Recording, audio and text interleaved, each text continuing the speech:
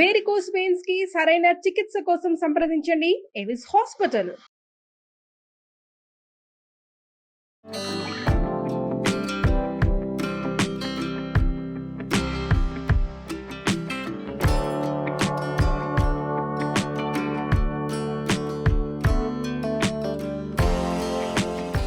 Welcome to Suman TV.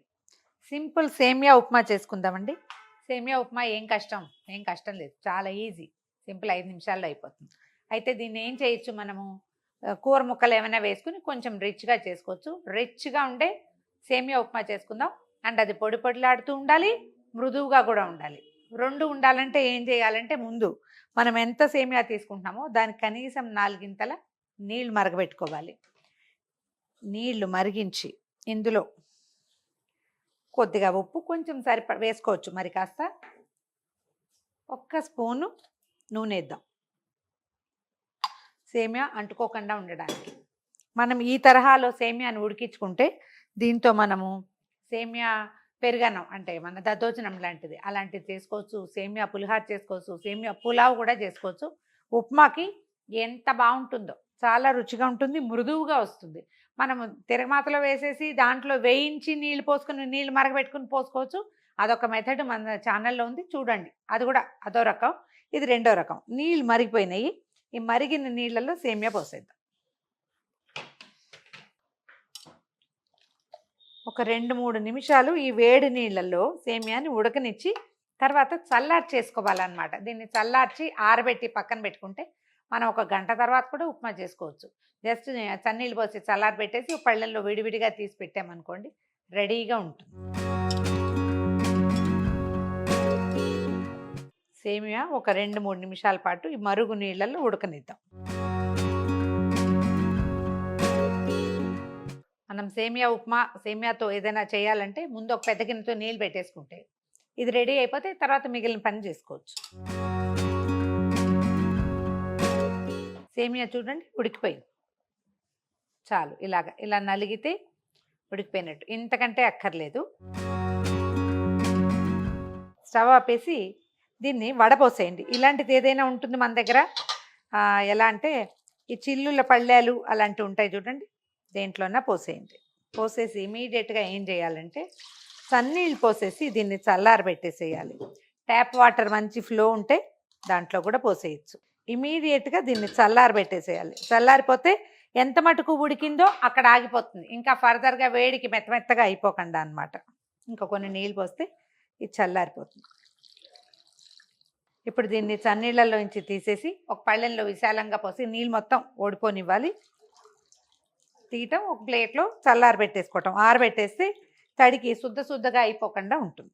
సేమియా పూర్తిగా dry చేసేసి, అంటే బాగా నీళ్లు తీసేసి ఆరబెట్టేసాం చూడండి.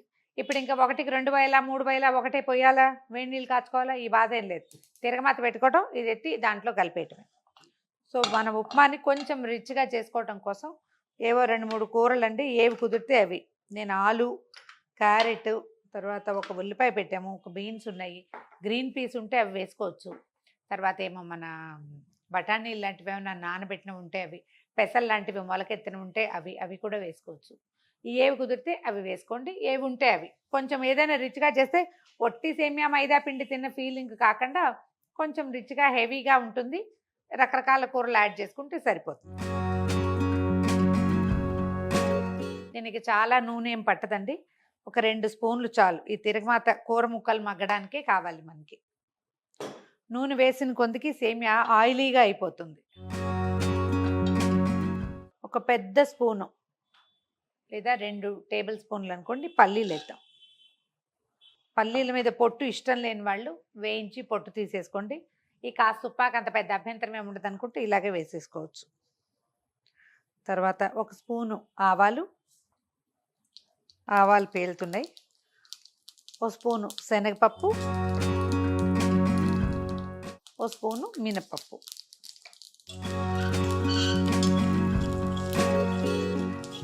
పోపు దినుసులు వేయగానే కొద్దిగా అల్లం వేయండి. 1 ఇంచి అల్లం వేస్తే బాగుంటుంది. 3-4 పచ్చిమిరపకాయల ముక్కలు,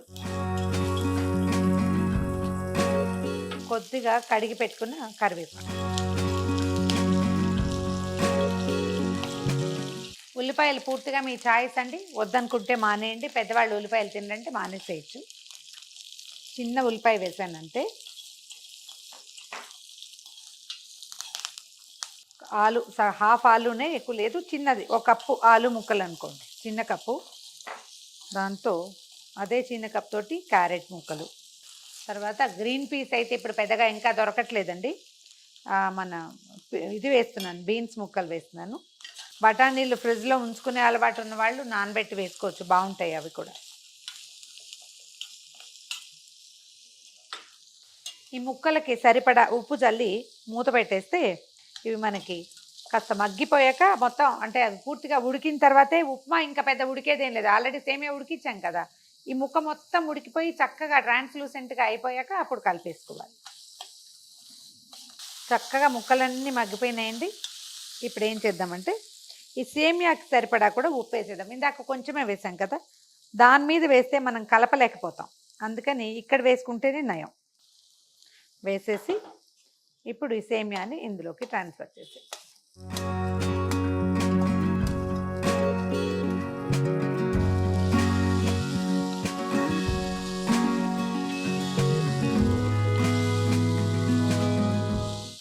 స్టవ్ ఆన్లోనే ఉంచితే ఇందులో ఏమైనా ఒక్క నలకంత తడి, సూపు వాసి తడి ఉంటే అది కూడా పోతుంది. ఇంకొంచెం కలర్ఫుల్గా పింక్గా కావాలంటే టమాటా కూడా వేసుకోవచ్చండి.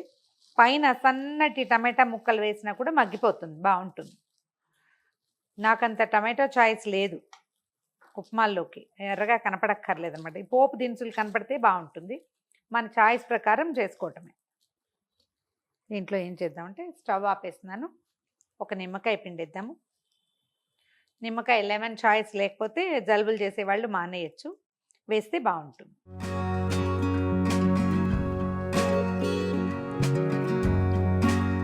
చేతి కొద్దీ కొత్తిమీర వేసేయండి ఇందులో.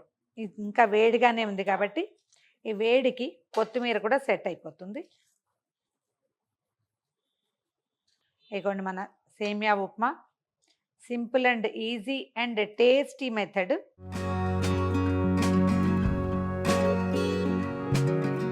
చల్లారిపోయినా కూడా బాగుంటుందండి. ఇది ఇంకా ముద్దవటము సొద్దవటము ఏముండదు, ఎలా ఉన్నదో మనకి ఎట్లా కనిపిస్తుందో అలాగే చల్లారాక కూడా ఉంటుంది సేమియా ఉప్మా.